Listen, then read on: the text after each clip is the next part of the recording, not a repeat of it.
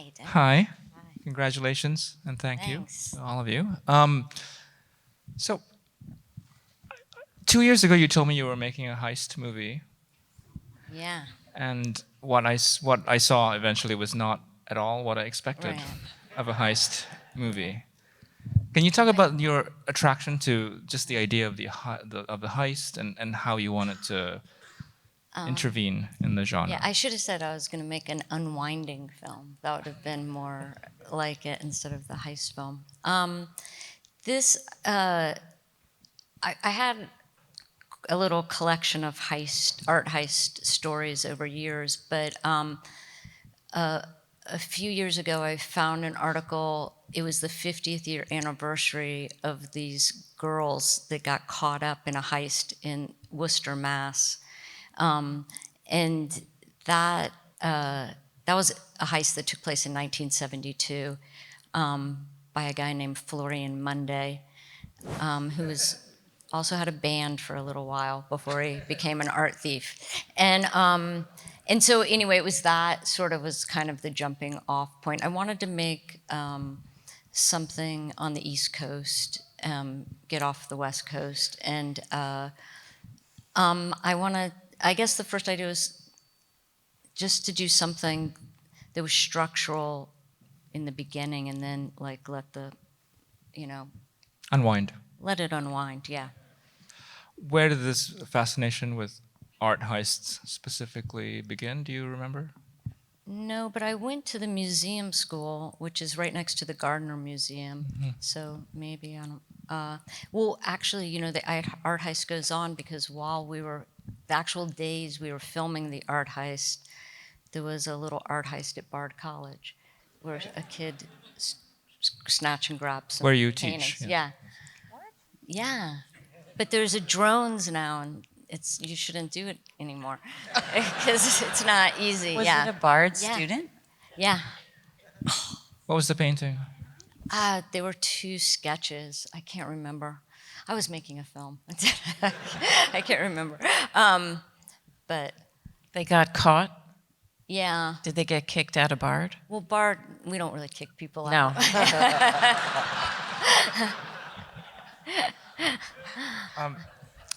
I wanted to bring in the actors to this this question as well because you've made period films before, but they're very different periods.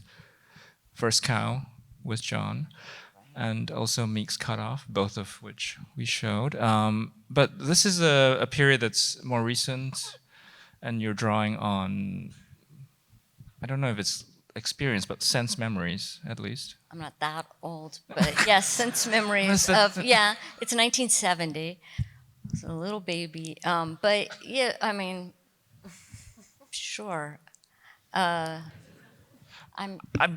I just would like to hear all of you talk about how you. The film is remarkable, I think, in its textures and how it brings this period to life, and that has to do with everything: production design, cinematography, but also performance. And I'd just like to hear all of you maybe. Tony Gasparo, our production designer, is here tonight, and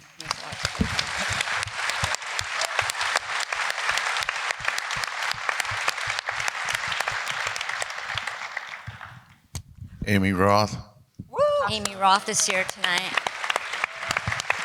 costume designer. I got really excited about my hairdo for the show because Kelly told me I was going to have the Cloris Leachman hairdo That's right. Yeah. from Mary Tyler Moore. So that Yeah. was my first way into my character was... That was, Therese was able to pull that, yeah, our amazing hair team, yeah. Yeah, true. And then there was a film I shared with them, the Jeff Kreines film called The Plaint of Steve Kreines, which is a documentary I love that it takes place in Massachusetts. Do you know that film by chance? But anyway, the family looked at that, I think at some point as I forgot the question. Period. About the 70s. Yes. Gaby, you remember the 70s. I do, Yeah. definitely. Yeah, I mean, I was amazed at, I mean, there are people in my memory, as you were referring to in terms of sense memory, there are people in my memory that I can access that I still remember very clearly from that time, and as a little boy observing, and just all of it. It's like all of those textures are just so real and conjure so much watching it just as a physical response to it for me. And it just makes me lean into it. I mean, it's really not a 70. I mean, the idea was setting it in 1970, which was the idea of America still kind of being in the days of the 60s. So, like, the sort of hope of the 60s is petered out, and what will the 70s bring? I think it's the year we went into Cambodia, and it's also the year of Kent State. So, good times. Yeah. John, Gaby. So, yeah, the 70s, my memories of the 70s. Yeah. I remember green peas with some brown meat on a plate in the 80s. He's younger, too young to. I am too young to remember. I could lie Yeah. and say I remember. No, but the like, did you 70s. do any research or? Oh, research. Yeah. I shaved my beard off. I really did do that. No, I mean, no. I mean, Josh was a person who more, because I guess just because feeling he wasn't from America, and we made some, whatever, different cassettes for him of cassettes, not cassettes, but whatever it is. Records. Whatever it is people listen to today. Some of, just like what would have been on the radio, maybe what his taste would have been. And of course, then a lot of the art, Dove, but that didn't really involve these guys that much. But I think Josh, from what I gather, a lot of his research was eating fast food in the Ohio, area, Kentucky area. that's true. He really liked that. That's what that was his research. I mean, he's English. He doesn't Yes. really know that Yeah, culture. but I mean, I honestly, I have nothing to say. I wasn't born in the 70s. I did no sorry, research. Sorry. I showed up for 2 days and entered this dream world that The last Kelly 2 created. days. That's the last scene. I we know did. she was very disappointed that I didn't have long hair. I actually thought she was going to rescind the offer when she found out No. I'd cut my hair. John shaved his beard. You cut his hair. Everyone does their own thing. Just don't listen. Yeah. I will say that for me, the 70s is this dreamy state because I only know it from these old, beautiful movies. And the set was the dreamiest set I've ever been on. It was the quietest, most incredible set. It felt like Yeah, anything you guys could had a happen cool there. kitchen, like It right was away. just- it That was first so shot of cool. that kitchen. I mean, I will say that I'm from Ohio, so I guess I can say this. But there's something about that part of the country that, there's a lot of things that are still from the 70s. Cincinnati hasn't quite aged out of that in a lot of ways. So, it really sets that tone. The house we were in, the towns we were in, those kind of Rust Belt cities that are in the 70s, especially, as that's the start of the decline of the industry in that area, and you definitely sense that out there. Yeah, we shot in Ohio. Did we say that? Yeah. Okay. Which passes very nicely for For New England, yeah.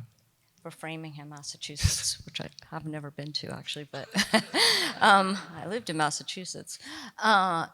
Except for that exterior of the museum is an IMP building that is in Columbus, Indiana, which I thought wasn't going to be in Columbus, Ohio, but it's in Columbus, Indiana. But anyway, that was a nice find, but that's the only time we were sort of outside the area. That was such a nice shot. Yeah, it's a nice place, yeah. It's too bad Josh isn't here, but he's shooting with Joel Cohen. Whatever. Yes. But, I got it. But could you maybe talk a little bit about the character of James and also working with Josh? I mean, there's such a distinct physicality to the character. There's a very strong Elliot Gould vibe as well, I think. Everyone keeps saying that. But Is that right? Yeah. in a very good way. Okay, Yeah. good. I it's hard for me to see it now, but I mean, I guess sure. I think it was so specific, but yeah, I mean, I kind of had him in mind for the part in the last bit of when I was sort of figuring out the end of the script. And then I met him through the filmmaker Karima News, and I knew Alice, and her film had just come out, and I loved him from God's Own Country, and he was just really versatile in everything he did, and so yeah, we met in New York, and he was game, and so that was pretty easy and cool. But the character, I don't, oh God, it's such a long road of writing a script and how things build and just the little kind of salad of people you steal from to make him into a person. And then he brings all this other stuff and turns it into his guy. But I mean, Josh kind of lived in the world where he really thought he had a good idea and would not have any conversation conceding to it in any way being a bad idea. All the way, he just kept going with that until, till the end, So, but yeah, I don't know. We don't really rehearse, so you don't really know what's happening till, we're there and Alana's there and they're kind of working with each other. But it was very pleasant. Yeah. You mentioned this sort of actual heist that you were thinking of. What paintings were stolen? And Those were like Rembrandts, and he stole masterpieces. He didn't steal doves. The doves seemed right. Like Dove came from an industrial town. He's sort of thought of as being the first American abstract painter. If you just see, his paintings are quite small, most of them. Like these are his biggest paintings, and I put him in the first script just kind of as a practical reason, because I knew someone that worked at the Phillips collection in DC, where all the doves are, and I didn't know anyone else that worked at a museum, and so I had no idea how I would get paintings for a movie, or even begin to think about it. But then I went through stages where I tried a lot of different paintings of different sort of sizes and areas, and it ends up being such a big mark on the film according to what the paintings are. And I came back around to doves. Like I wasn't really sure, like if you see one dove sometimes, would it seem spectacular enough that these were but when you see them together in a space, I started to think, yeah, we can, the presentation has something to do with it. Basically, I found one, Dove wasn't very popular in the 70s, or in 1970 or the late 60s, but I found one photo of one show, and we kind of followed that show a bit, but it made me see, there was just people at a gallery and going smoking, but in a gallery, and so that one image really helped to say oh yeah, this all can work, and he walks by some much more expensive paintings or more. I mean, Dove today it really was a good idea. He was just thinking the long term, but. Yeah, so. Kelly, who thought of the roll down window in the car? Was that something That, came up with her? well, the car when showed up picked on out the day. car, yeah, that was the, yeah, so that's a lucky, that's a lucky feature of that car. So that became the key car because you'd have to roll down the thing, yeah. I wanted to ask you about music. I don't think you've ever used this much music in a film. It's a lot of music, right? Yeah.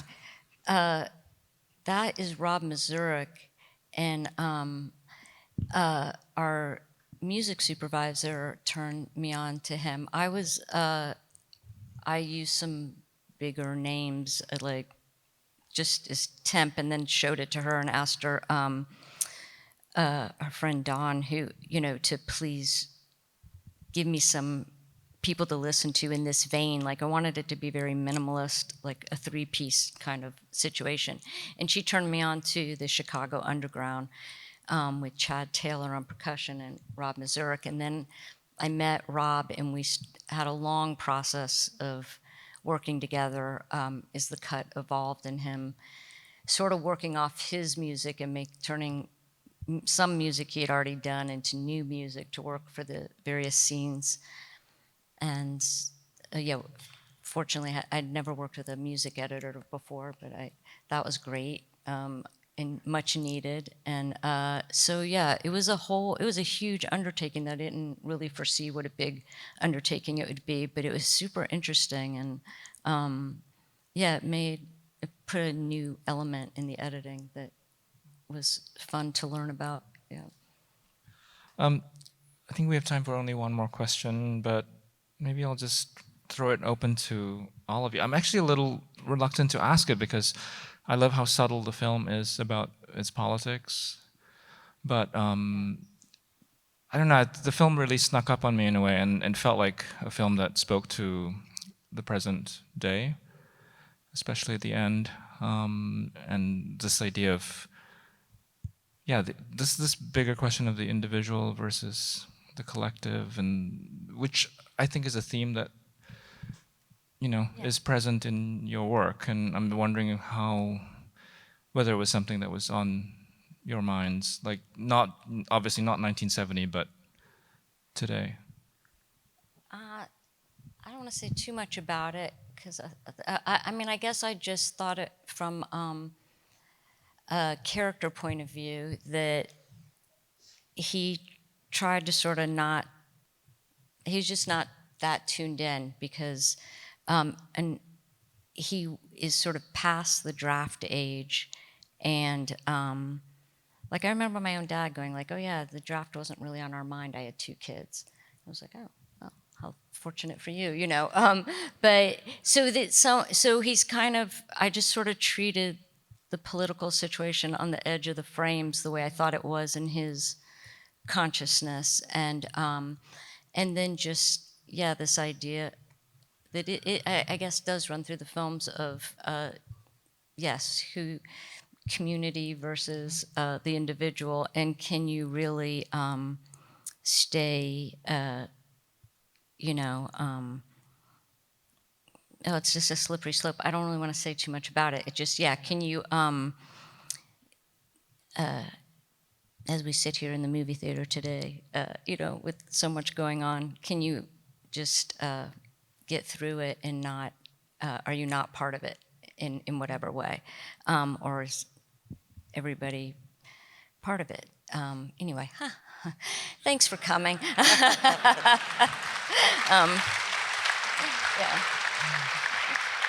Would any of you like to add to this, or? Magaro, you're not allowed. No. Yeah.